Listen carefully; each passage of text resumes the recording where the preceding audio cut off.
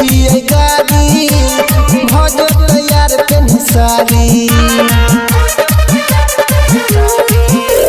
सावन के चढ़ल सोमारी कोना जेबै जला ढारी रुक के न छिए गाड़ी भजो तैयार पेन सारी लोली है दूध कांवर जल गंगा जी में जाके भरी है